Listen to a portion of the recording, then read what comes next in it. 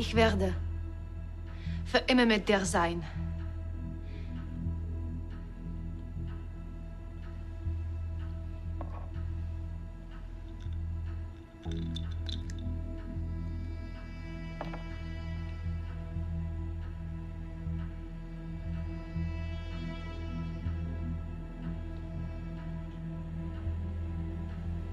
Sei stark.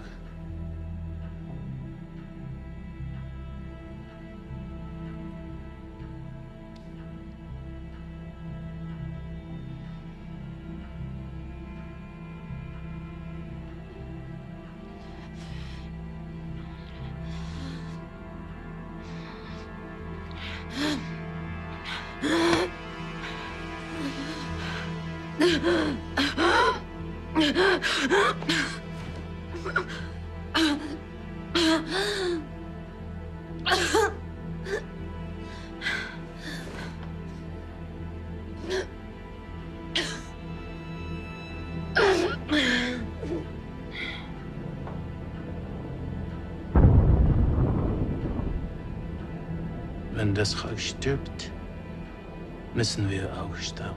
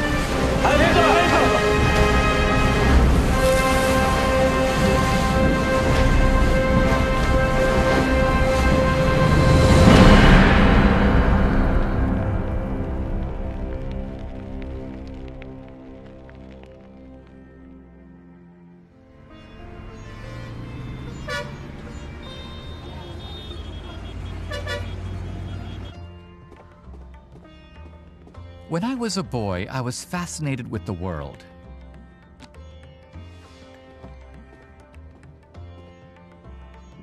I wondered why nations live and nations die. How do you kill a nation?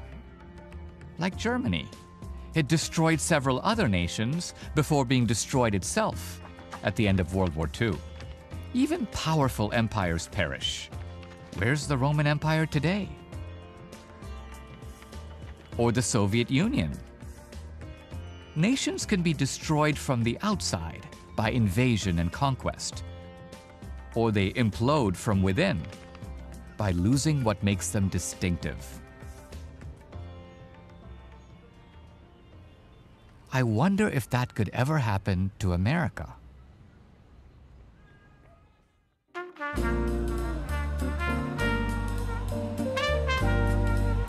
When I first came to America as a 17-year-old, I knew I was coming to a special place.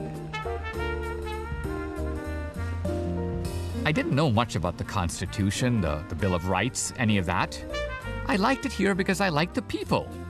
I saw Americans as independent, hardworking, self-reliant. Americans are fiercely individualistic, but they're also fiercely attached to family and faith, to community, and to country. That's what the national anthem symbolizes, and the flag, that we're one country, and we're in this together. This is the America I know and love. But can it last? America was never great! Slavery There are those in America who want to end the America we love. They believe America is defined by class oppression and white supremacy. They want, in Obama's phrase, to remake America. For this to happen, America as we know it must die. Who will stop them? Billionaire Donald Trump is hitting the presidential campaign trail. Yep, he says he may run for president. Do it. Do it. Look at me. Do it. And which Republican candidate has the best chance of winning the general election? Of the declared ones, right now, Donald Trump. That he might be leading the Republican ticket next. I know you don't believe that, but I want to go on. There's not going to be a President Donald Trump. That's not going to happen. Donald Trump is not going to be president of the United States. Take it to the bank. Okay. I guarantee it. All right, all right. Well, at real Donald Trump, at least I will go down as a president. Everyone had a good laugh at Trump, but not the American people. 20,000 people turned out last night at a football stadium in Mobile, Alabama to hear Republican frontrunner Donald Trump. Man, I feel like a billionaire already. Show them how many people come to these rallies. Turn them. Go ahead, turn them. Go ahead. Trump and his voters had a bond. We have a movement like they've never seen before. So right now we have Hillary's about a 75 or an 80% favorite. We have different versions of the forecast. Is it fun to be at a Trump rally? I mean, is this the greatest? He's just not going to win the general election in this mode. Not even close. The hell we can. They believed Trump would fight for their America. Such a nasty trust fund. So they stayed with him, and it drove the left nuts. Chaos in the streets at a Donald Trump rally. You can get him out. Get him out. None of us thought we were going to be here, but we are. Especially her. Why aren't I 50 points ahead, you might ask? Trump and his supporters were in it together. I am your voice. I am with you. I will fight for you. And I will win for you. We will make America strong again. We will make America proud again. We will make America safe again. And we will make America great again. God bless you and good night. I love you. To be honest, I didn't think Trump would win. Hillary had total control of the Democratic machine. Be reflected in her foot on Sanders' throat. A sycophantic Hollywood and media. How do you fight against all that? From NBC News, Decision Night in America. First and foremost, it's finally here. Maurice here with the Javits Center, which is Hillary Clinton's election party site. There's a sense of building excitement, and I mean building excitement. No, this is conservatives waking up and smelling the coffee and go, oh, right, our candidate was a moron. And we have our first projection that Donald Trump will win in Kentucky. Okay, have Kentucky. Who cares? Small. It's small. Trump. But he is winning. Beginning to go down a little bit, but still holding. So that's good news. Kansas, Nebraska, Wyoming, Trump, we project, will win. Texas.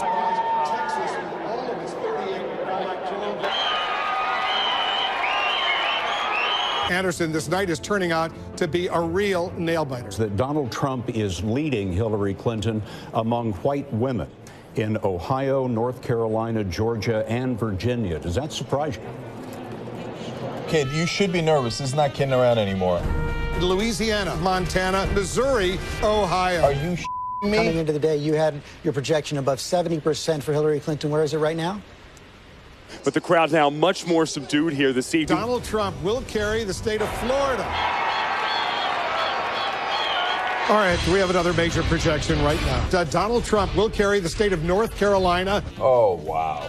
Can we go back to Michigan? Because I'm not sure I saw it correctly. Was that Huffington Post, what happened to your 98.4%? CNN now projects that Donald Trump will carry the state of Wisconsin. He's cracked the so-called blue wall. You pathetic losers! Winning Pennsylvania! Pennsylvania! Some big news here, Megan. Huge news. Actually, the AP now projecting that Donald Trump has won the state of Pennsylvania. Pennsylvania was called for Donald Trump. It's over. Okay. CNN projects Donald Trump wins the presidency. I was happy he won. My film, Hillary's America, an expose of Hillary and the Democratic Party, played a role. But Trump made it happen. And when he won, that fact did not sit well with the left. You're awake, by the way. You're not having a terrible, terrible dream. Also, you're not dead and you haven't gone to hell. This is your life now. This is our election now. This is us. This is our country. It's real. Everybody is crying and so upset. Scared, depressed, despair. America is crying tonight. She deserves to be the first female president. And that's what makes me so sad. Sorry, I hate crying on camera, but get your abortions now. This sucks. People I'm speaking to think it's absolutely catastrophic. Boastful, bullying, coarse, crude. That's the way they're going to see America. So ugly American. Ugly American. From slavery to, Nazism. We are not going to be okay. Feels like the end of the world. There are demonstrations in major American cities across the country tonight over the election of Donald Trump. Again, the left turned to violence. Is there a doomsday plan? We're gonna go after him in every conceivable way. A Trump presidency is unthinkable and dangerous and damaging, so basically anything we do to stop that is perfectly fine, whether it's ethical or not, whether it's legal or not, it doesn't matter. The political left immediately set out to reverse the election results with a sequence of strategies. Today, Jill Stein of the Green Party called for recounts in Wisconsin, Michigan, and Pennsylvania. That recount actually increased Trump's lead. Thank you. Thank you, darling. There were countless stories of Trump losing the popular vote. Donald Trump won fair and square. How did he win fair and square? Hillary had more votes. Then they tried this. Republican members of the Electoral College, this message is for you. Maybe they could convince Trump electors not to vote for him. I'm going to talk to an Electoral College voter next who says it's gone as far as death threats. The votes are 10 votes, Donald J. Trump. You stole that! You stole that! Every one of you, you're pathetic! You don't deserve to be in America! Yes, shame on the American people for voting for Trump. Shame on you. Tens of millions of Americans are totally fine with a man who is driven almost purely by racism and sexism and Islamophobia. I genuinely do not understand how America can be this disorganized or this hateful. I have no respect for women who voted for Trump, okay? Yeah. I just think you're dumb, okay? I think you're f***ing dumb. How do you think people are going to vote if you talk to them that way?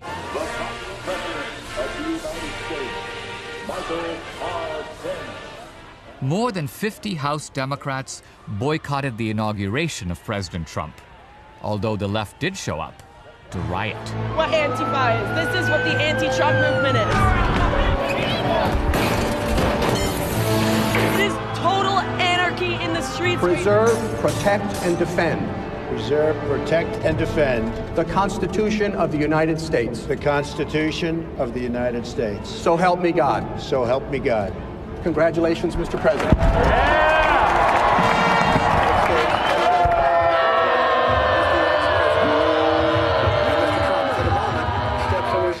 The left couldn't keep him from being sworn in as President of the United States, so they turned to impeachment. Next week, there will be a vote to impeach. It's obviously, it's no small matter when we're talking about impeaching the President of the United States. You could write it down in stone. He will not finish his first term. The Democrats will take over, and they can launch impeachment in 2019 without a single Republican vote. Robert Mueller's Russia probe will eventually reveal misdeeds that are impeachment worthy. Everyone is colluding with Russia except Trump. Here's Donald Trump. Donald, maybe the sexual harassment stuff would finally stick. But we knew we weren't electing a choir boy. There's a new report alleging that Lisa Bloom solicited funds to pay off women who would then accuse the president of sexual assault. How about the 25th Amendment? Because, you know, Trump is crazy. The amendment says the president can be removed if majority of the cabinet determines that he is unfit. This is a dangerously, emotionally, and mentally unstable individual here. All this may seem unprecedented, but we've been here before. In 1860, America elected the first Republican president. Then, too, Democrats viciously attacked him. They called him an extremist and an authoritarian. Some sought to break up the country rather than accept his election. Lincoln saved America for the first time. And now, by tragic necessity, Trump is in a similar situation. What will the Democrats try this time? Look at this Hitler speech, and we've translated it for you. Thank you. Thank you. We're going to make Germany great again. 90% of what he says, I'm like, this guy gets it. He's going to take our economy from here to here. Yeah, he's definitely taking it to a higher level. I'd say his support is about up there, right around here. Donald Trump is flirting with fascism American style. There's a word for this, Ashley. It's fascism. And they don't just call him a fascist. Do you think President Trump is a racist? I think he is a racist. This was a white lash against a changing country. The president is, quote, a white supremacist, and that his rise is, quote, a direct result of white supremacy. There it is, racism and fascism. And we've heard it before.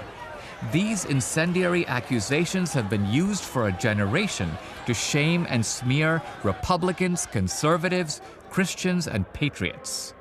Is voting for Trump like voting for Hitler? Did Trump win because of fascism and white supremacy? Did he revive the worst strains of America's history of racism? Wouldn't that justify the left in rejecting the results of the election? But if they're wrong, if America is good, aren't we morally obligated to defend her? The stakes could not be higher. We're talking about the fate of the greatest nation on earth. Who are the real fascists? Who are the real racists? We must learn the truth. For progressives today, fascism is on the right, a philosophy of nationalism and authoritarianism. They call Trump a fascist because he's a nationalist. But so was my countryman Gandhi. So was Mandela and Winston Churchill. Lincoln was a nationalist. Were these men fascists? We've had authoritarian leaders since the beginning of time, but few were fascists. Look, Trump gets flayed in the media every day. Real authoritarians would have shut that down. So authoritarianism and nationalism don't exhaust the meaning of fascism. To go deeper, I sat down with progressive historian Robert Paxton, former head of Columbia University's history department. Paxton is no fan of Donald Trump. We have a group in America today, Antifa, which fashions itself anti-fascist. Yes. It drives speakers off the campus. Outwardly, it seems like there is some resemblance to Mussolini's black shirts, and the mission appears the same. In other words, to enforce a kind of ideological conformity by roughing up your opposition. Do you see a parallel between Antifa and the fascists that they claim to be fighting? I think there's some tactical overlap. As soon as you start wearing a uniform and beating people up, you're obviously in fascist territory. Now, does fascism matter today? Yes. Some people have said we are living through a fascist moment or a fascist strain in American politics. Are you worried that that's true? But now, the fascist label seems to me to overlook two very important differences. One is the fascist regimes did not want a free economy. They had a regulated economy, and they had what was called corporatism. And all the business enterprises were required to participate in 5-year plans, and that is the opposite of what's going on. So the principles of the American founding, the separation of state and society, limited government, individual rights, property rights, free markets. Would you agree that this is what the fascists hated? The fascists and a lot of other people believed that these things had failed, and they were determined to propose an alternative that would revive their country. Dateline, Rome, October 31st, 1922. Italy was a sitting duck for an ex-communist named Benito Mussolini. The lantern-jawed founder of fascism took advantage of the political unrest in Italy after World War I. Mussolini directed a march on Rome. The next step was complete dictatorial control, a step which the Italian black shirt leader took without a second thought. When Mussolini started out, he was a Marxist. He was a socialist. He was the editor of the socialist newspaper. Yes. He had a long background in socialist politics, right? Exactly. Mussolini allied himself with an intellectual, Giovanni Gentile. Yes. Gentile famously said, everything in the state and nothing outside the state, which Mussolini himself later repeated. How would you interpret this doctrine of sort of centralized state power? Mussolini and the people who rallied to his cause, and this included some highly educated people like Giovanni Gentile, they were absolutely determined to make Italy strong, and it would come about by a central authority and direction. And I think that the state was the instrument by which they thought that Italy would be regenerated. And loyalty to the state is the vehicle to mobilize that inner soul. Yes.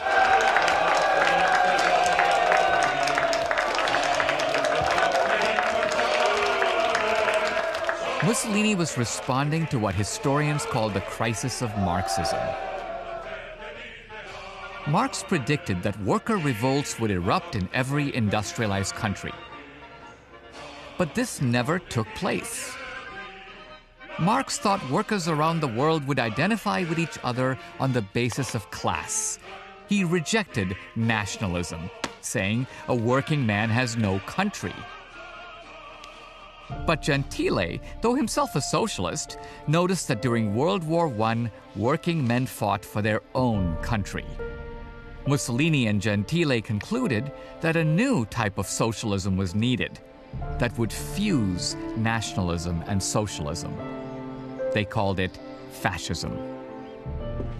And this is why socialists and progressives in America, many of whom had given up on orthodox Marxism, were drawn to fascism. In the working out of a great national program that seeks the primary good of the greater number. Our new president at the time, Franklin Delano Roosevelt, was infatuated by Mussolini. He called him that admirable Italian gentleman. I am much interested and deeply impressed by what he has accomplished and by his evidenced honest purpose in restoring Italy. Mussolini reviewed FDR's book in an Italian magazine. His conclusion? FDR is one of us. He's a fascist. FDR dispatched members of his brain trust to Rome to study Italian fascism with a view to importing some of it here.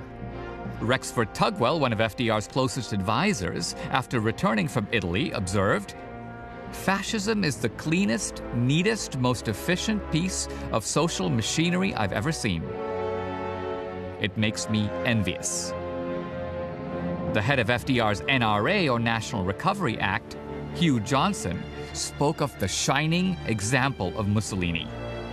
He carried fascist literature in his pocket, and he called for the end of free market capitalism in America. He empowered industrial committees in every industry to set wages and prices and report to the federal government. Clearly, FDR recognized fascism was on the left. He saw it as more progressive than the New Deal. Mussolini was clearly a man of the left. But what about the ultimate fascist of them all, Adolf Hitler? Was he a man of the left? To figure this out, we must go to Europe.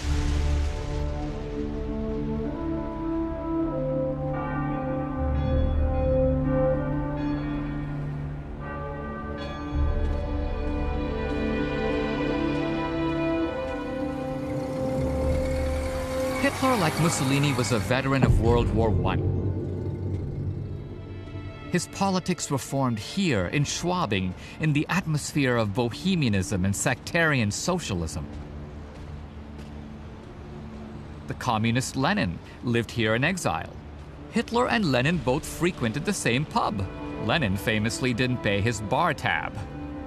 Imagine Lenin sitting here arguing with friends on how to save communism. Lenin lived just a block up the street. Hitler lived a block over. Hitler changed the name of the German Workers' Party to the National Socialist German Workers' Party. The very term Nazi is a compression of two words, National and Sozialista. Check out the official Nazi platform. State-controlled healthcare, profit sharing for workers and large corporations, moneylenders and profiteers punished by death, state control of education, state control of media and the press, state control of banks and industries, seizure of land without compensation, state control of religious expression. This reads like something jointly written by Elizabeth Warren and Bernie Sanders. Read the Nazi platform at the Democratic National Convention, and most likely it would provoke thunderous applause. Like Mussolini and Lenin, Hitler was anti-big business, anti-bourgeois, and anti-capitalist. But unlike Mussolini and Lenin, Hitler was also a racist. His racism, too, was rooted in his hatred of capitalism and business. He called the Jews greedy bankers. Hitler set out to destroy the Jews, confiscate their wealth, and redistribute it through Nazi, socialist, and welfare state programs. Vereinigt euch zum internationalen Klassenkampf! Another group Hitler hated were the communists. Not because they were socialists, but because they took their orders from Moscow. His thuggery started right here at Schellingstrasse 50, Hitler's Nazi headquarters. Ruhe!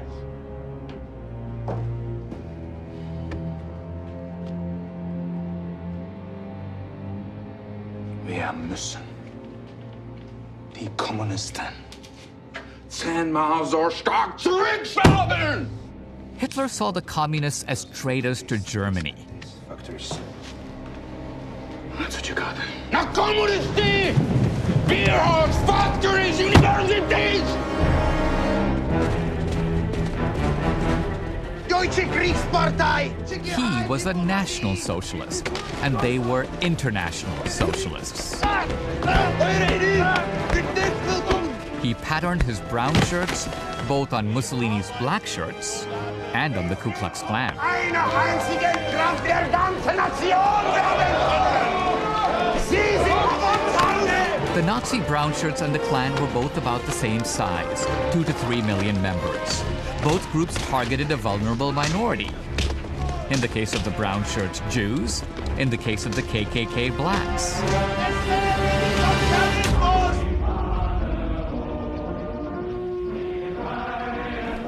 And both groups were extensions of a political party.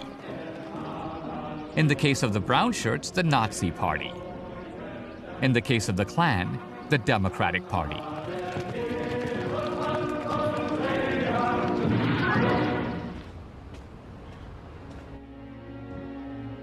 In November of 1923, Hitler and his brown shirts took over the Burger Braukeller, a popular Munich beer hall.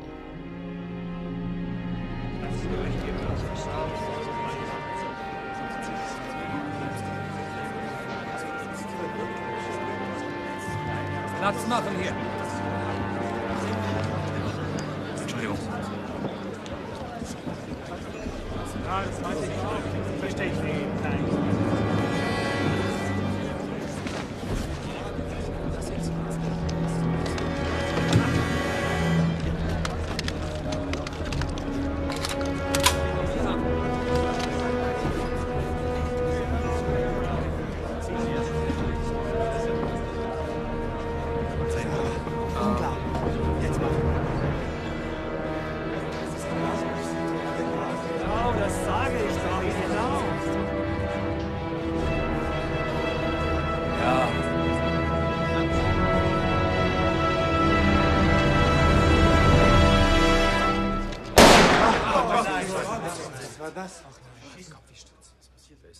Die nationale Revolution ist ausgebrochen!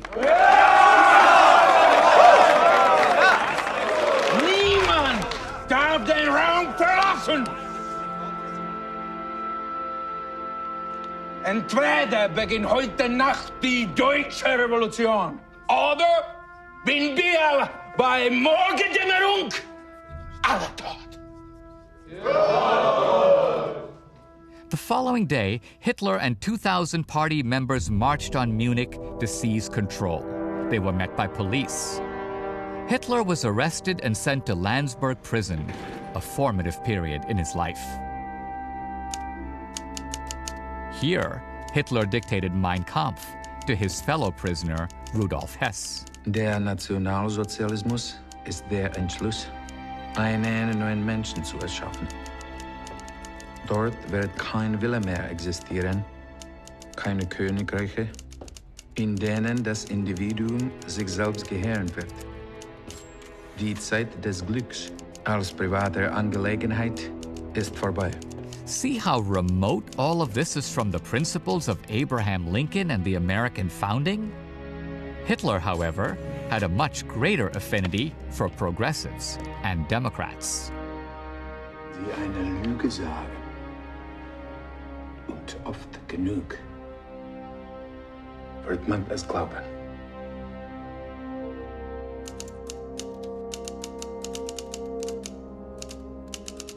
It was here Hitler got a big idea from the Democratic Party, one that would shape his murderous campaigns.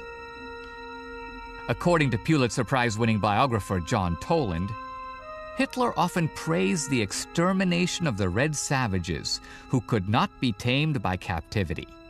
Hitler admired how Jacksonian Democrats gunned down the millions of Redskins to a few 100,000 and now keep the modest remnant under observation in a cage. His idea was to do to the Poles, the Slavs, the Eastern Europeans, and the Russians precisely what the Jacksonian Democrats did to the Indians.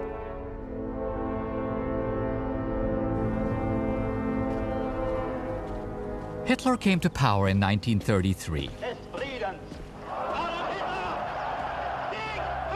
On the other side of the Atlantic, another charismatic leader, FDR, was elected. The two men recognized each other as fellow progressives.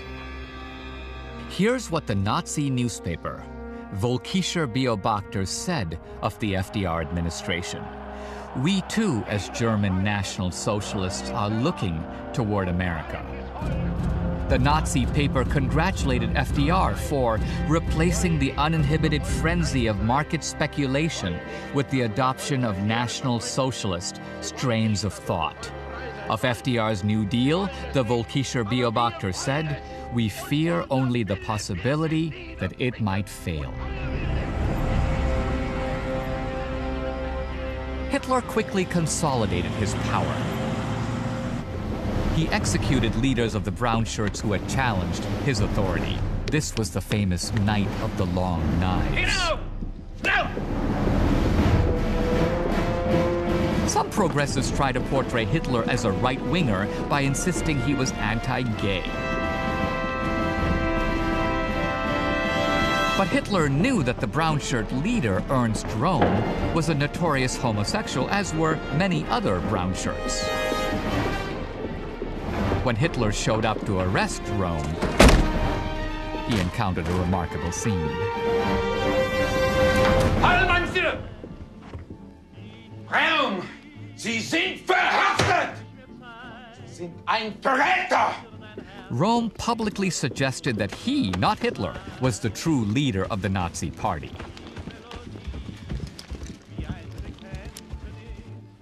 Hey, Jünge!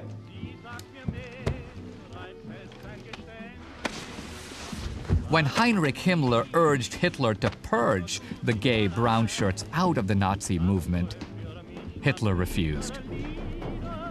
Hitler said he didn't care what the brown shirts did in private, as long as they were good fighters. Hitler was no social conservative.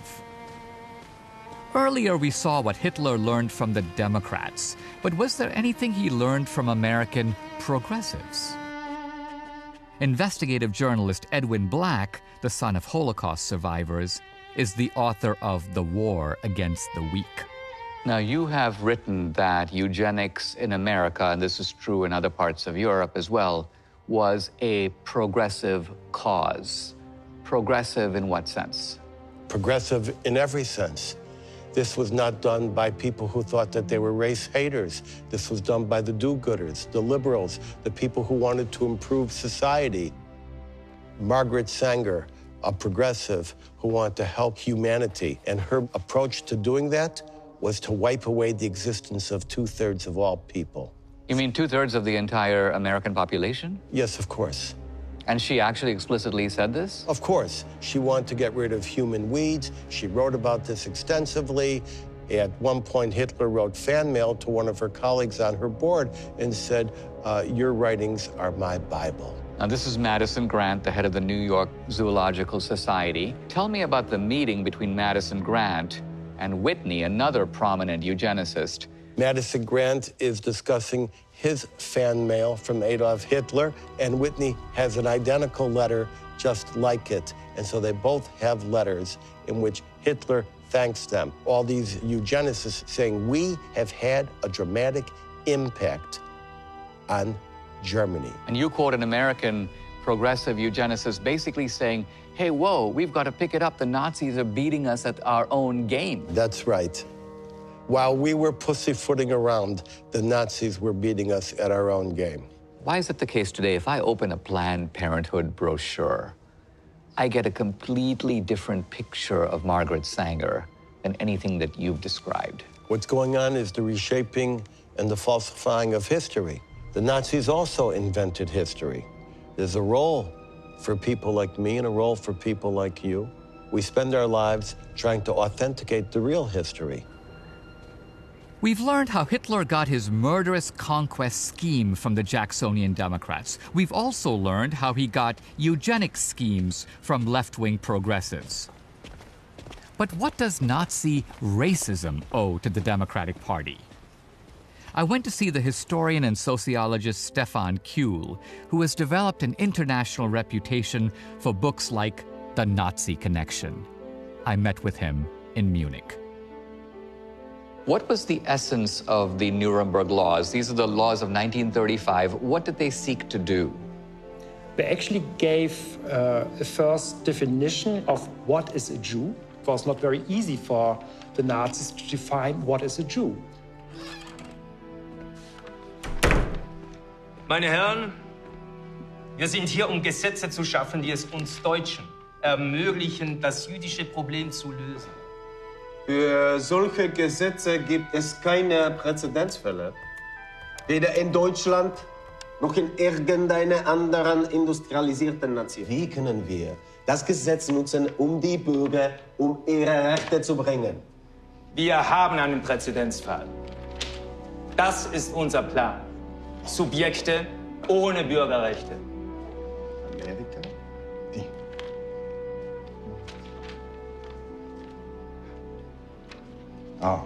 Bürger zweiter Klasse.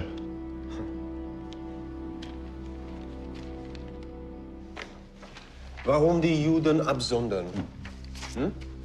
Das Gesetz kann einfach alle Mischen verbieten. Wenn wir spezifische Bezüge auf die Juden vermeiden, hilft es uns, internationale Unterstützung zu bekommen. Unsinn! Die Amerikaner separieren die Afrikaner ganz eindeutig. So können wir die Juden separieren.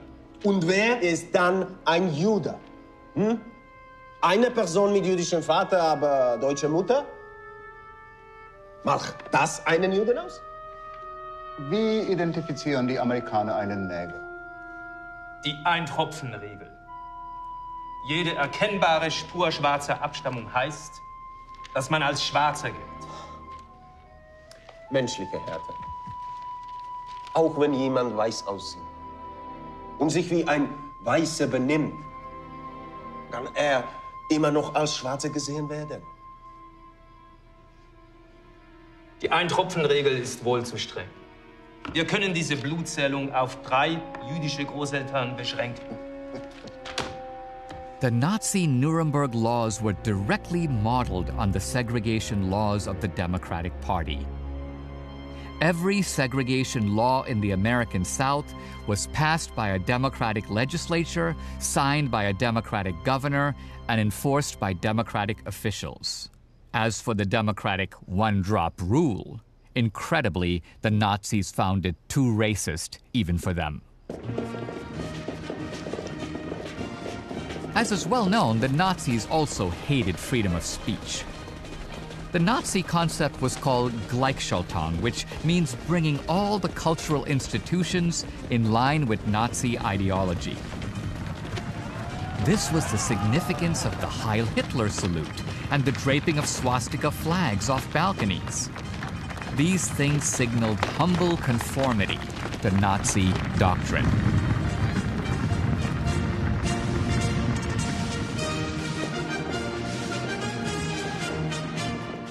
And what happened to dissident views on the German campus? Die Elitentheorie schlägt vor, dass eine kleine Minderheit von politischen und ökonomischen Experten die meiste Kraft besitzt. Nicht demokratisch gewählte Führungskräfte. Jüdische Propaganda! Raus hier! Das ist mein Klassenzimmer! Du hast keine Rechte! Dieses Klassenzimmer gehört Führer!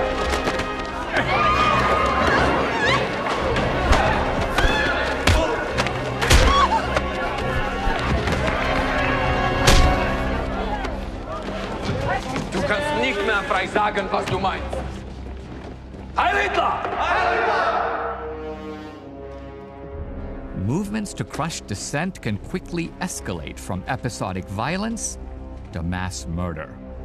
Hitler's Night of the Broken Glass was justified as a lawful confiscation of firearms. This made Jews defenseless against Nazi assault. Then Hitler could carry out his goal to burn Jewish businesses, destroy synagogues, and eliminate Jews as a competitive threat in the German economy. Hitler didn't just target synagogues, he also targeted Christian churches. Many people don't know this because they've bought the progressive line that Hitler was a Christian. When coming to power, Hitler knew he needed Christian support, and so he feigned public belief in Christianity. But privately, in a series of recordings, Hitler railed against Christianity as a destructive institution, contrary to science and the natural law of survival of the fittest. Once in office, Hitler persecuted Christians. His ultimate aim? The total destruction of Christianity in Germany.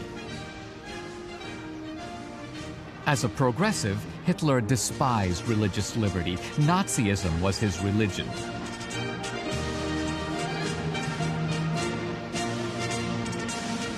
With Germany the high altar, and Hitler himself the new Messiah.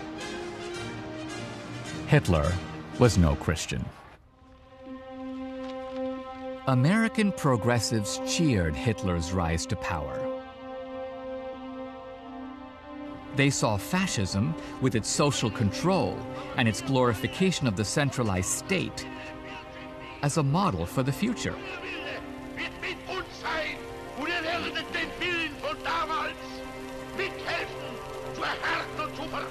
With total control of the people in place, Hitler could now implement his master plan.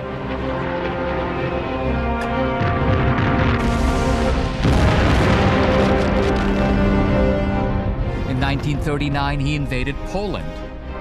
Within 2 years, he and Mussolini controlled continental Europe. Japan was at war with China. Fascism was on the march across the world. Soon, Hitler would declare war against America. Once Hitler acquired war captives, he saw a way to implement his own slave plantation, which he called the concentration camp.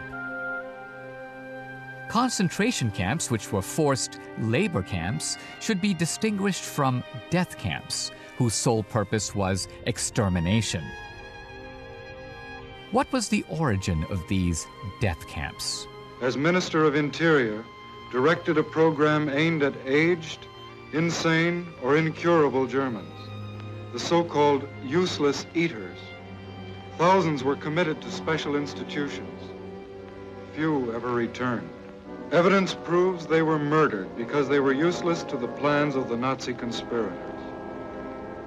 Let's turn to the Nazi euthanasia laws. First of all, would it be accurate to say that we aren't talking about real euthanasia? Without consent, neither of the parents nor of the handicapped himself, yeah. So euthanasia was a pure euphemism, just... Yes, it was killing. It was a killing program. They started the killing of mentally handicapped before on a very low-scale level, but started systematically with the killing of mentally handicapped after the beginning of the Second World War. And isn't it true to say that some of the personnel who administered the euthanasia camps were also then later deployed to the so-called death camps that were used on a much larger industrial scale? That's very clear. We have a technology transfer and a personal transfer from the killing of mentally handicapped to the killing of Jews. And especially the whole stuff operating the gas chambers, for example. Let me ask you about Joseph Mengele, the notorious Nazi doctor at Auschwitz.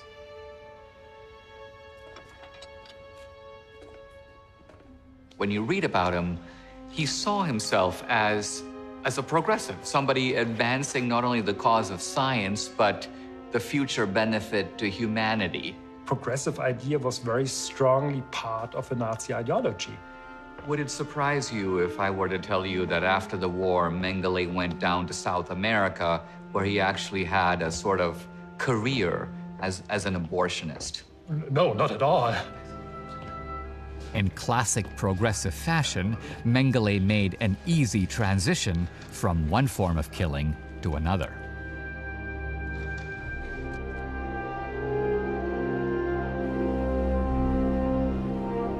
Once American and Allied troops liberated the concentration camps, once the world saw these ghostly, emaciated, starving figures emerge from those camps, Nazism, fascism, and theories of racial superiority were permanently discredited.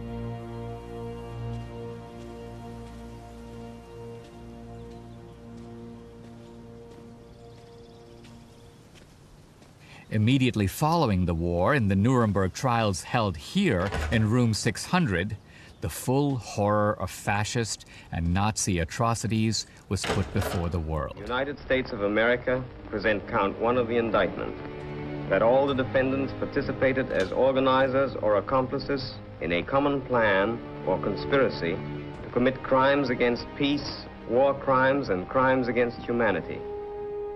Fascism became the quintessential reference point for human evil. Hat Ihnen Hitler ausdrücklich verboten, das Memorandum am Polen vom 30. August. Opposition political parties which might defeat or obstruct the policy of the Nazi Party. Das haben Sie durchaus richtig verstanden.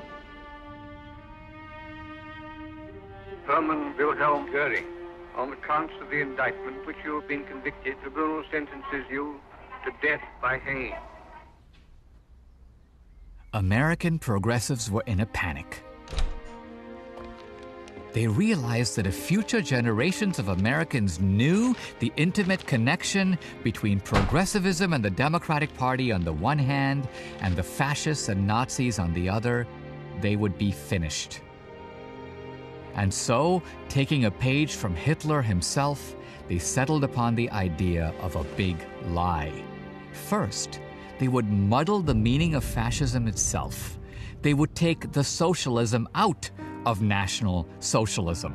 Second, they would move fascism from the left-wing column, where it had always belonged, into the right-wing column. But we must not believe that big lie. The fascists and the Nazis were always on the left. They formed a mutual admiration society with the American left. Even worse, the most destructive and genocidal schemes of the fascists and Nazis were inspired by American progressives and the American Democratic Party. That is the crushing historical truth. Now we go from the left's big lie about fascism to its big lie about racism. Progressive Democrats typically blame racism on America and on the founding, but were the founders to blame for the elaborate system of slave plantations? Historian Alan Gelzo teaches at Gettysburg College and is the author of several award-winning books on the Civil War. If we speak of the founders as a whole, would it be accurate to say that they believed A, slavery is on a path of extinction, and B, that slavery is a regrettable thing, a bad thing? They were confident that slavery was going to disappear because it is a contradiction of our fundamental principles. Are you saying that there really wasn't a formal pro-slavery ideology at the time of the founding? There's no pro-slavery philosophy that works into the founding. The founders took specific measures to restrict slavery. They outlawed the slave trade. They prohibited slavery in the vast Northwest territories under the Northwest Ordinance. And they mounted such a strong critique of slavery that by the end of the founding era, slavery went from being a national to a regional institution. Then this happened. All over the world, the impact of this simple invention was felt almost immediately. Eli Whitney put together a few boards and rollers and gave the world a giant industry. Cotton was king. This new expanded plantation system demanded a political party to defend its interests, the Democratic Party.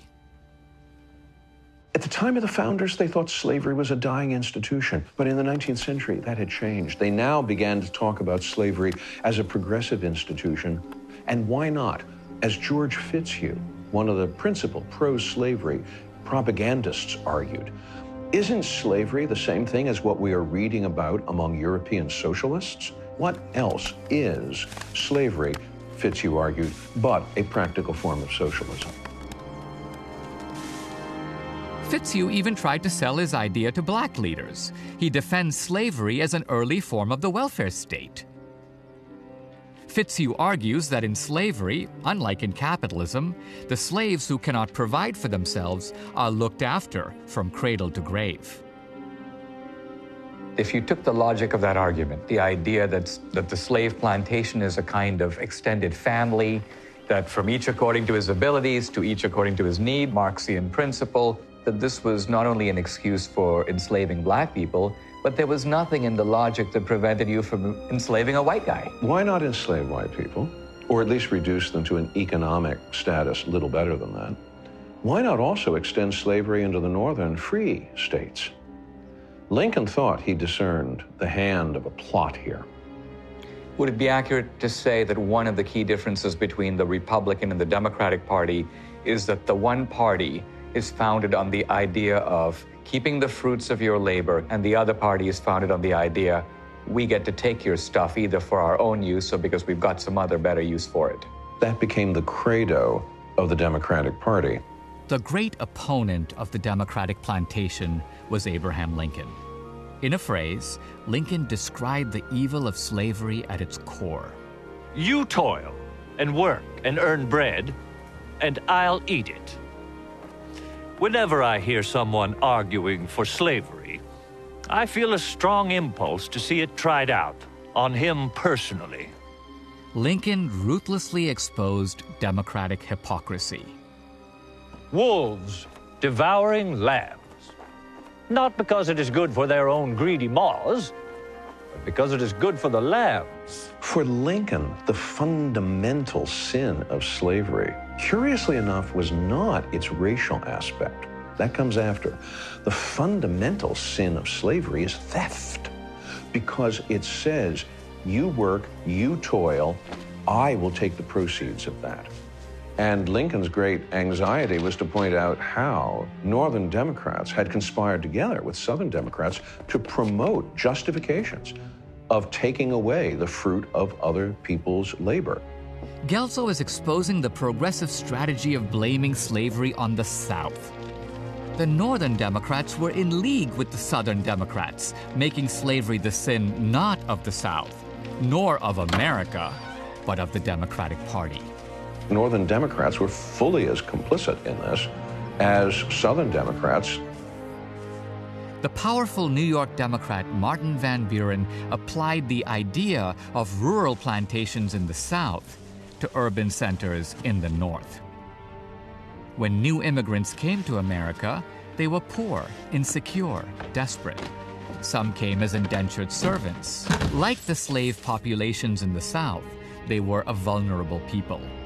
Van Buren created an army of big city bosses, like Boss Tweed, who ran Tammany Hall in New York City, who would raid the treasury and use the money to create a patronage system that would keep immigrant populations collectively dependent on and voting for the Democratic machines, like in this scene from Gangs of New York. Here to take the chill off your soul and the weight off your heart. Welcome to America, son. Your long, arduous journey is over. Go back to your own country. Vote Tammany! America for... So before the Civil War, the Democrats' majority status depended upon rural plantations in the South and urban plantations in the North. Lincoln warned that the goal of the Democratic Party was to turn all of America into a plantation. To stop Lincoln, the Democrats went to war.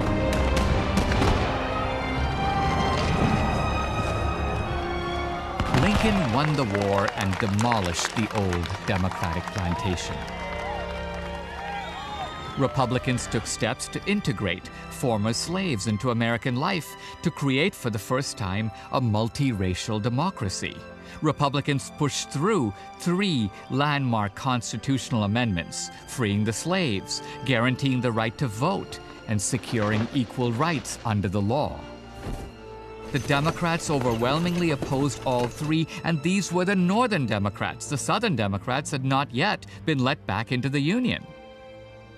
The Democrats needed a new enslavement strategy and someone to implement it. Democratic President Woodrow Wilson knew the national government had defeated the old slave plantation, so he and other progressives wanted a new plantation system ruled by the national government, so it would last forever. Wilson's first step? Federal segregation. He forced his departments to establish separate workstations and restrooms for blacks. Wilson's second step? Racial terrorism. Wilson screened the film Birth of a Nation in the White House. It spurred a national revival of the Ku Klux Klan.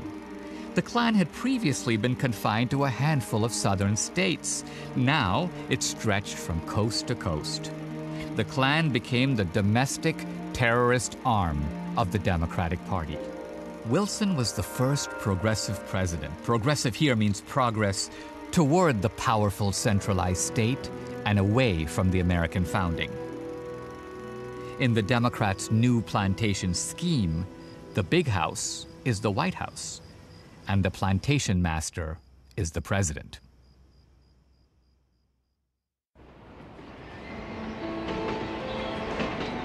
Now let's turn to modern racism, racism in the post-war era. Here's what the left says. The Democrats may have been the party of racism a long time ago, but they underwent a conversion. Now they are the champions of civil rights. The left insists that in the 1960s, the two parties switched sides, brought about by Richard Nixon's Southern strategy. Supposedly, Nixon converted the racists in the Democratic Party, the Dixiecrats, into Republicans. So today, Democrats are the good guys, and Trump and the Republicans are the bad guys. Did Nixon have a campaign strategy that appealed to the racists of the Deep South? No one has uncovered a single racist campaign statement by Nixon. So the left says Nixon used crime and drugs as a code for racism. But in fact, Nixonian resentment was directed against the Vietnam draft dodgers and the militant anti-war protesters and the drug-smoking hippies. You might recognize the unofficial anthem of the Nixon voters, composed by country singer Merle Haggard. We don't smoke marijuana in the Muskogee. We don't take our trips on LSD. We don't burn our draft cards down on Main Street. We like living right, being free. Kevin Phillips, the author of The Emerging Republican Majority, is supposed to be the architect of Nixon's Southern strategy. But Phillips reveals that Nixon didn't have a Southern strategy, he had a Sunbelt strategy. Nixon wanted to appeal to those urban, upwardly mobile voters stretching all the way from Florida to California. This strategy included the peripheral or upper South, but it did not include the deep South. Nixon won the Sun Belt, and he lost the deep South to Democratic segregationist George Wallace.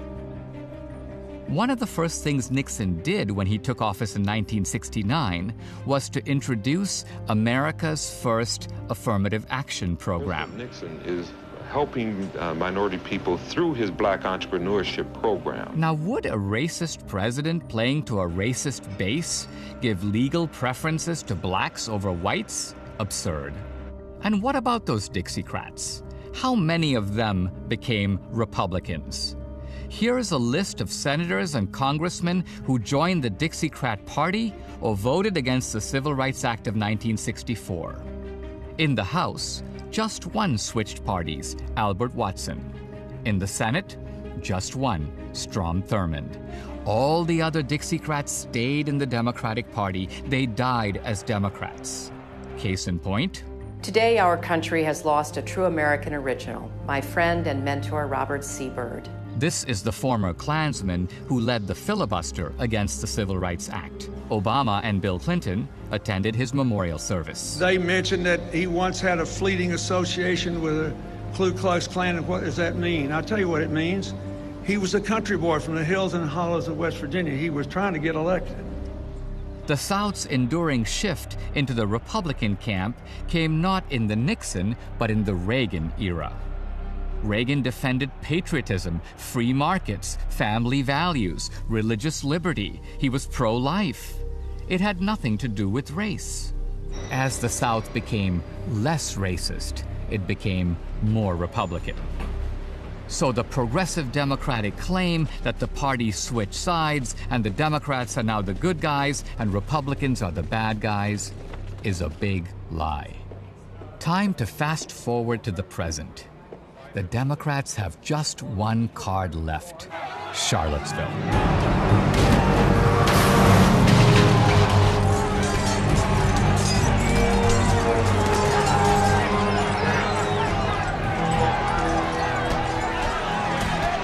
There they are, white supremacists and neo-Nazis in Trump hats. Doesn't that prove that racism today is on the right? Jason Kessler organized the Charlottesville rally. He's routinely portrayed as a white supremacist and a right-winger. But when the Southern Poverty Law Center looked into his past, they found an Obama supporter who was active in the left-wing Occupy movement. I exposed this on social media. He didn't like it. Dinesh, you go back to India. You shouldn't be here. Number one, you were born in India, and you're just like the other people coming over on these H-1B1 visas. Hello, sir. How are you doing today? We don't need you. But okay? What does Kessler believe? I mean, there is a problem with bankers. There is a problem with the wealthiest people in this country. He still seems to me to be part of that Occupy movement. I decided to talk to someone even more notorious than Kessler, the poster boy of white supremacy. Hail our people! Hail victory!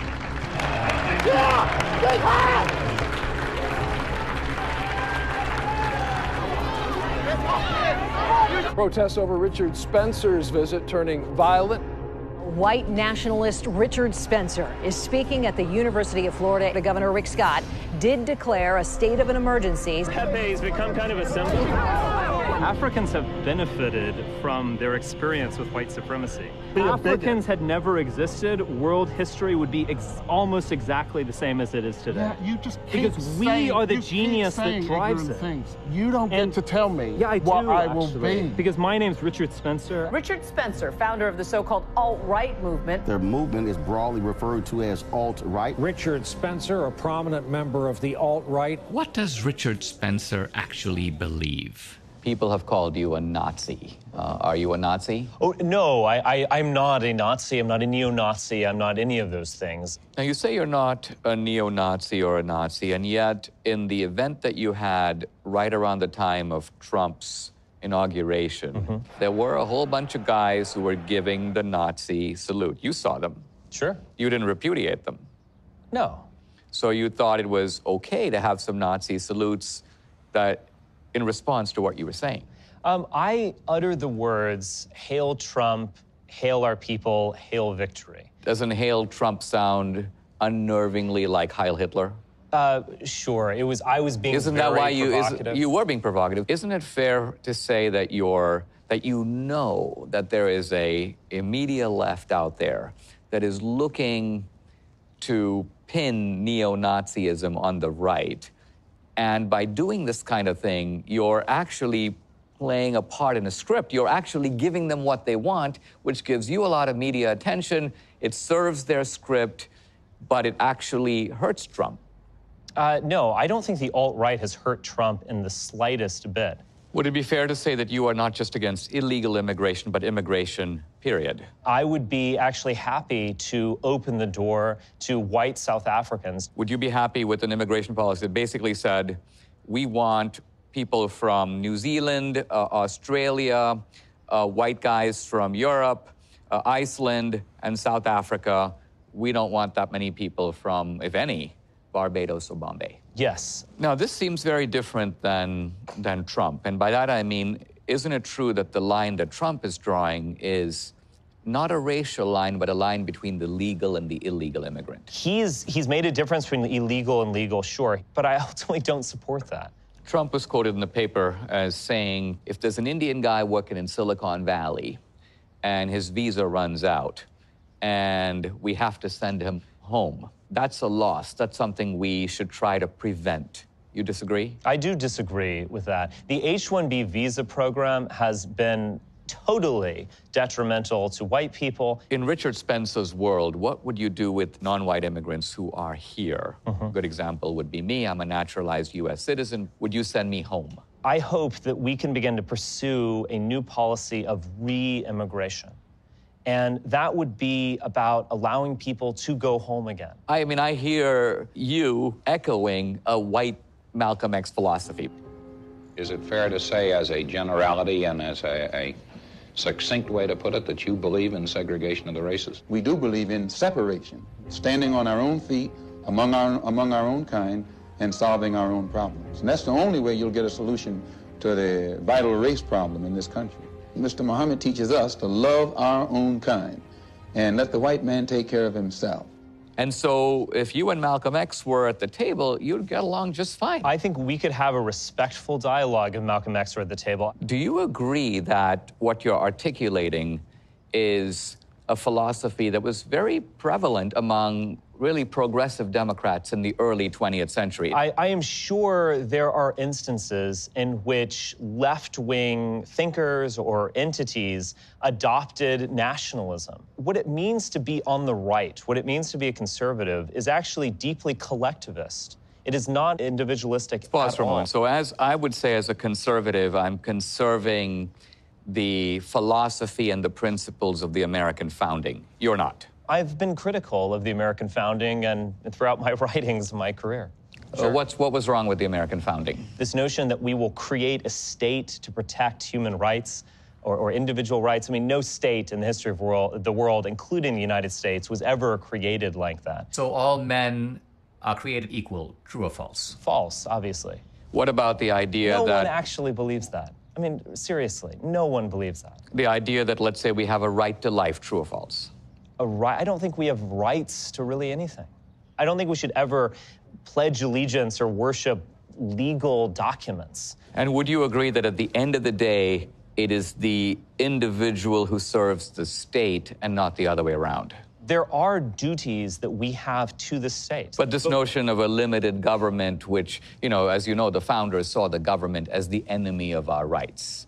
In other words, look at That's Reaganism. Let's look at the Bill of Rights. Congress shall make no law doing this, and Congress shall make no law doing that. So our rights, our First Amendment right, our Second Amendment right to own a gun, our Fourth Amendment right, are seen as protections against a government. No individual has a right outside of a collective community. You have rights, not eternally or given by God or by nature. Who gives them to us?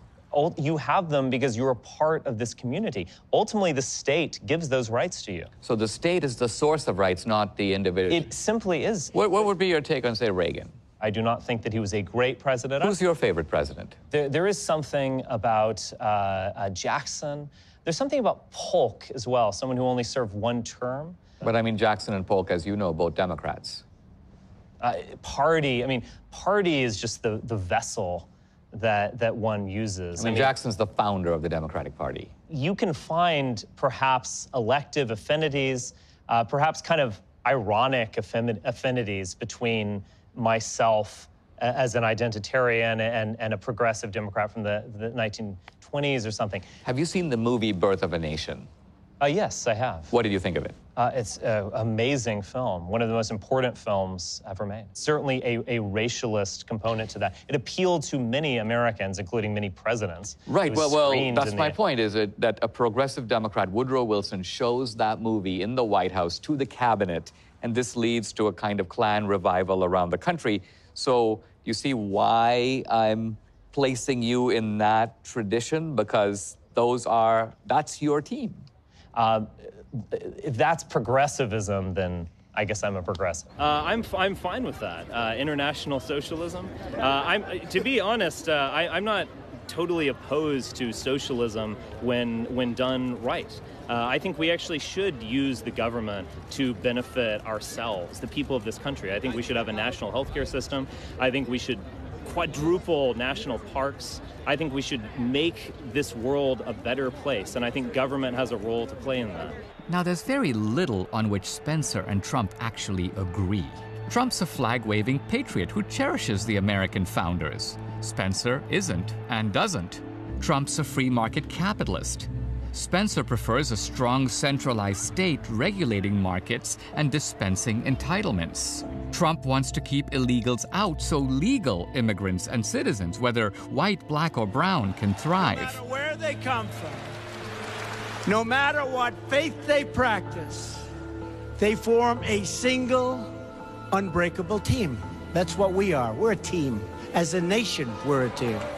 Spencer wants only white immigrants. Trump believes that rights come from God. No matter what the color of our skin or the place of our birth, we are all created equal by God. Spencer's an atheist who believes our rights come from the government. They call him alt-right, but he's not on the right. He's not a conservative. He's a tool of the media to pin the white supremacist tail on the Republican elephant. He's part of the big lie.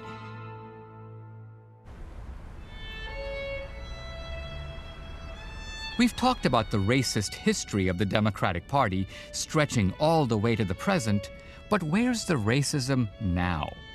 The Democratic ethnic plantation has expanded greatly under Clinton and Obama.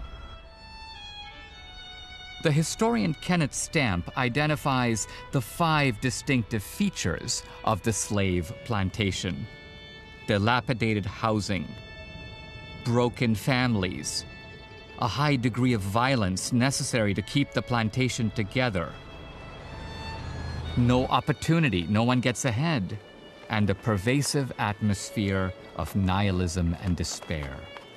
Today, we find those exact features in almost every city the Democrats control, in the Black Ghetto, the Latino barrio, and on the Native American reservations.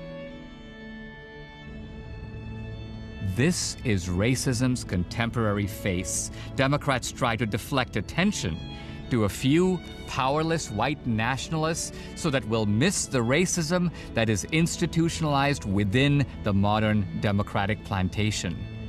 Trump, far from being the problem, is actually making things better. African American unemployment stands at the lowest rate ever recorded. To make America great again for all Americans. And watch the reaction on the part of the overseers of the Democratic plantation. And where's the fascism today? It's not Trump. He's an American nationalist who wants capitalism, limited government, individual liberty, and free speech, and nothing is more anti-fascist than that. By contrast, under Obama, we saw government control increase dramatically over banks, investment companies, energy companies, the entire healthcare sector, and education. This is state-run capitalism, which is the clinical definition of fascism. A second manifestation of fascism today is the deep state. The Democratic Party under Obama and Hillary used the weapons of the state, the IRS, the FBI, the CIA, the Justice Department, against their political opponents. I saw this with my own eyes, the gangsterization of the US government and of American politics. This is about as close as you can get to institutional fascism. And what about the fascist insistence on cultural conformity, what the Nazis called Gleichschaltung? Today's left calls this political correctness. They use political correctness to establish a stranglehold over academia, the media, entertainment. This enforced monopoly of views is also an example of fascism on the left today. James O'Keefe is the founder and president of Project Veritas, a group with an unusual mission. The media has protected the sacred cows, the Planned Parenthoods, the NPRs, the Acorns, and now Antifa. And they've only given you half the story, so in order to expose the truth, we have to dig deep. We have to go undercover to unmask what they really believe. What would you say is the ideology of Antifa? Well, they don't believe in free speech. They don't believe in the democratic process. They don't believe in individual rights. They don't believe in anyone has a right to express themselves or even exist if it isn't consistent with their sort of revolutionary actions. In our undercover journalism, they actually joke about the fact that it's not self-defense. Now, if I think of paramilitary organizations that don't believe in free speech or tolerance or the democratic process, I think of not just the communists, but the fascists. And yet here is an organization that purports to be anti-fascist. Yeah, I think they have a lot more in common with the Mussolinis, the brown shirts, that in our undercover tapes, they're wearing black masks. That bears a lot more in common with the fascism of the early 20th century than they would have you believe. Who is fueling or funding the groups loosely called Antifa? Tom Steyer's name came up a lot in California. He's a billionaire. Another name that's come out publicly, open source records, has been George Soros. George Soros is one of the richest men in the world. He styles himself as anti-fascist, but his own history has a different story to tell. When the Nazis occupied Budapest in 1944, George Soros' father was a successful lawyer. He lived on an island in the Danube and liked to commute to work in a rowboat. But knowing there were problems ahead for the Jews, he decided to split his family up. Schnell! Was machst du? Du Schweinejude! Schnell! Los, los, los! Schnell!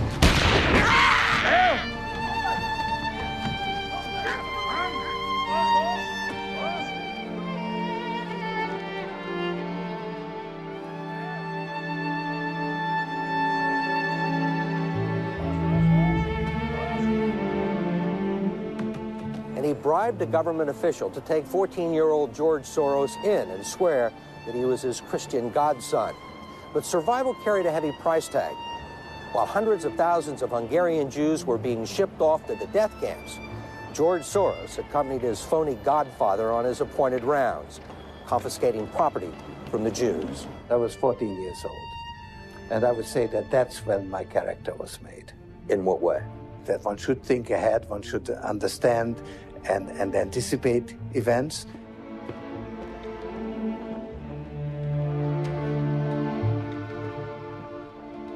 My understanding is that you went out with this protector of yours who swore that you were his adopted godson. Yes. Went out, in fact, and helped in the confiscation of property from the Jews. That's right. Yes. I mean, that sounds like an experience that would send lots of people to the psychiatric couch for many, many years. Was it difficult? Not at all. Not at all. It created no problem at all. No feeling of guilt? No. Well, actually, funny way, it's just like in markets, that if I weren't there, of course I wasn't doing it, but somebody else would be taking it away anyhow. In other words, whether I was there or not, I was only a spectator, the property was being taken away. So I had no role in taking away that property. So I had no sense of guilt. Are you religious? No. Do you believe in God? No. The issue is not what Soros did as a teenager. It is that today, as an adult, he sees nothing wrong with what he did and would seemingly be willing to do it again. Soros' self-justification echoes an argument made by one of the most notorious Nazis himself. During my work at the gypsy camp, I came across Mengele and watched his activities. I personally observed him infecting gypsy twins with typhus in order to observe whether the twins reacted differently or in the same way. Shortly after they had been infected, they were gassed. Do you believe that your father was responsible for this? Personally, he did not assume he did it. He thought he is a member of a concentration camp. He is not responsible for it because he did not invent the concentration camp. Enough big lies. It is time to tell the truth. The progressive Democrats are the true racists. They are the true fascists. They want to steal our income. They want to steal our earnings and our wealth and our freedom and our lives. They're trying to kill America by killing the economic and political and religious freedom of Americans. My wife Debbie grew up in Venezuela and has seen firsthand a prosperous democratic country give way to socialist tyranny. There, a fascist regime is destroying the lives of the Venezuelan people. Debbie prays that America doesn't go down this road. Oh, America, you're calling. I can hear you calling me. You are calling me to be true to thee, true to thee. I will be.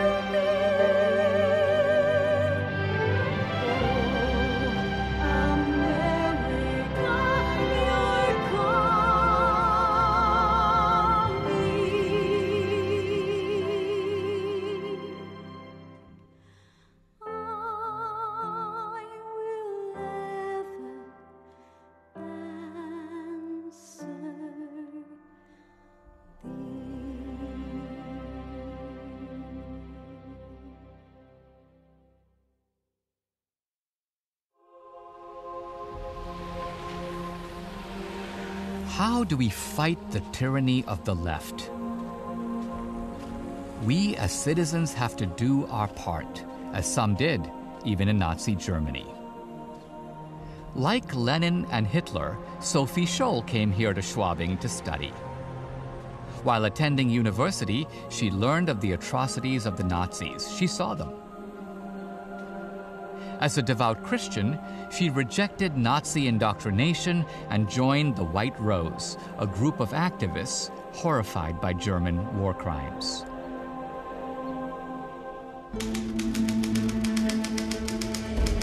She and her associates distributed pamphlets using Bible verses and philosophical arguments for resistance to National Socialism.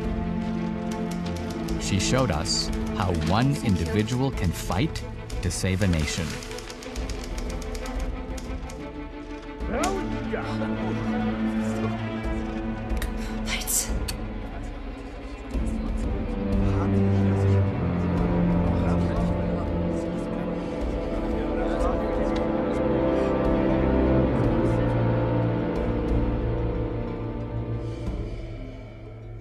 It's okay.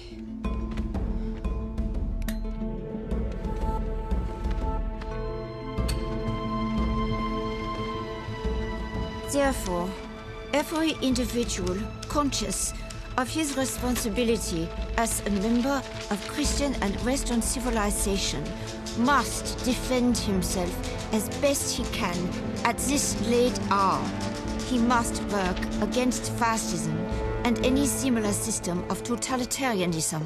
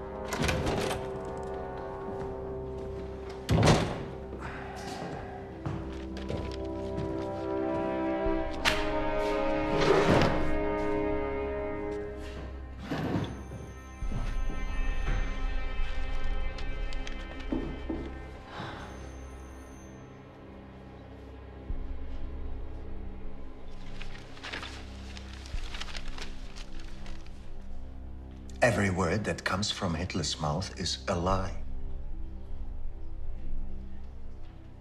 When he says peace, he means war.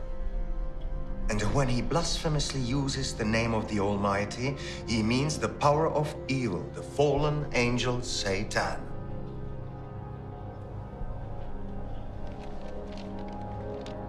His mouth is the foul-smelling maw of hell.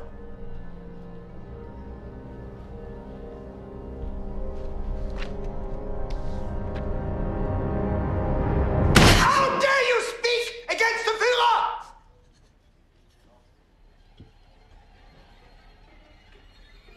Somebody, after all, had to make a start.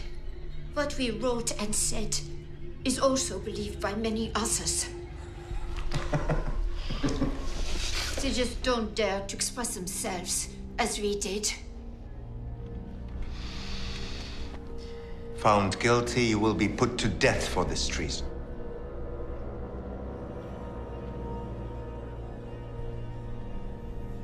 Will it be worth it?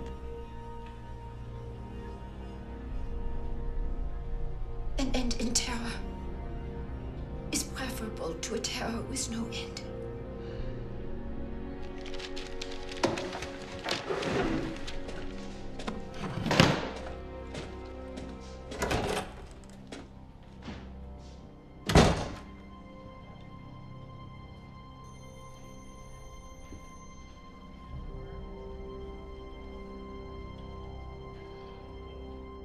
I will cling to the rope God has thrown to me in Jesus Christ, even when my numb hands can no longer feel it.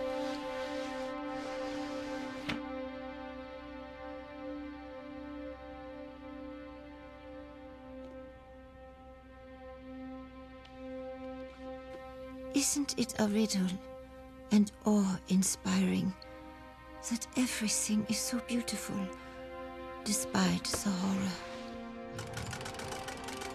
Lately, I have noticed something grand and mysterious peering through my sheer joy in all that is beautiful, a sense of its creator. Only man can truly be ugly, because he has the free will to estrange himself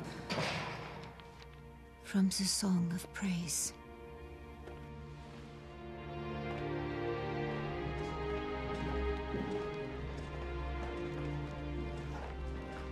How can we expect fate to let a righteous cause prevail when there is hardly anyone who will give himself up undividedly to a righteous cause?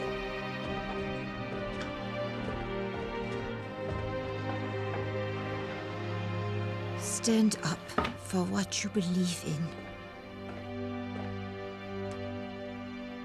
even if you're standing alone.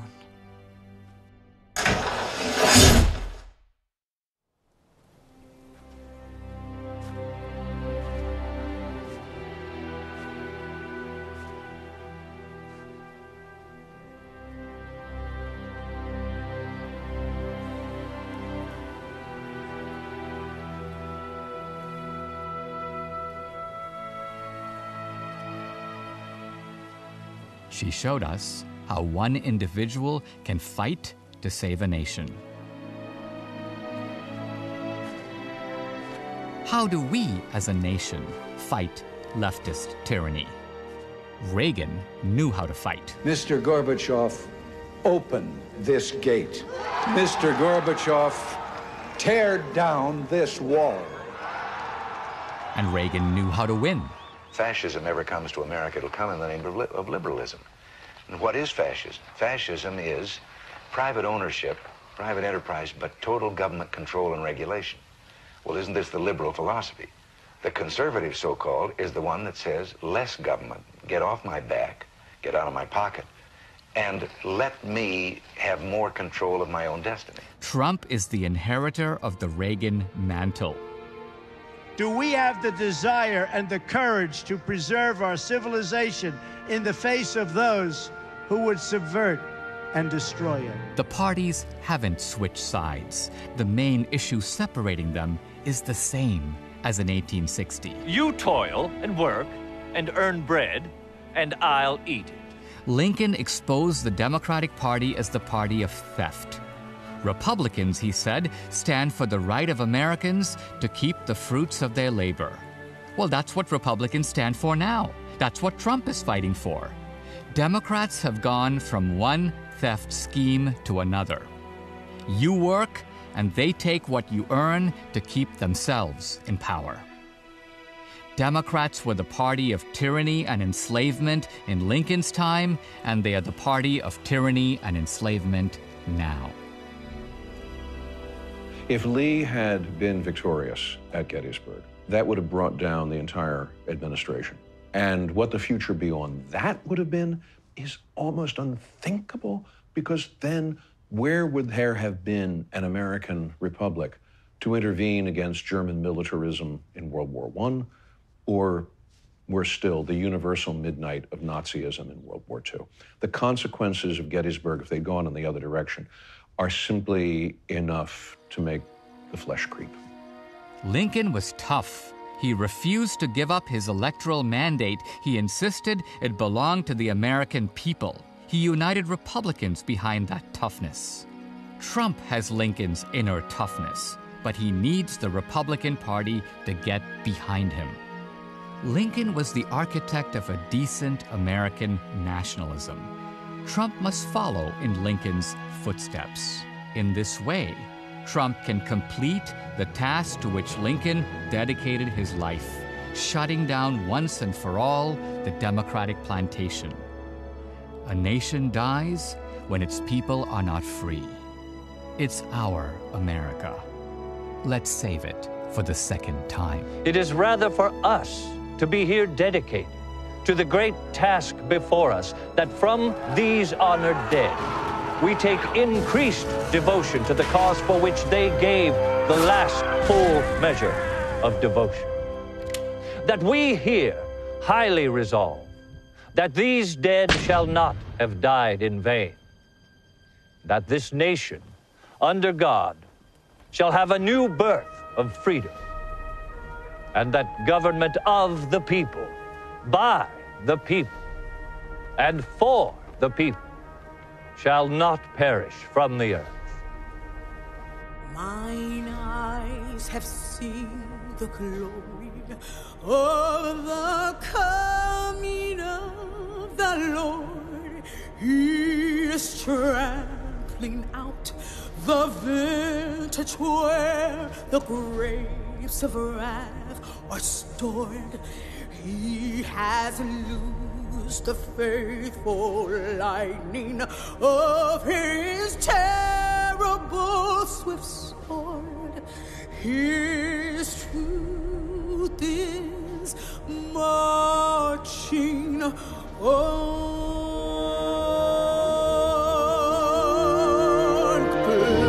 Glory, glory, hallelujah.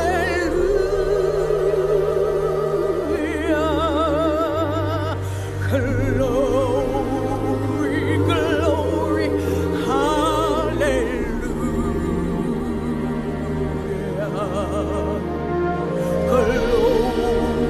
Glory, glory, hallelujah. His truth is marching on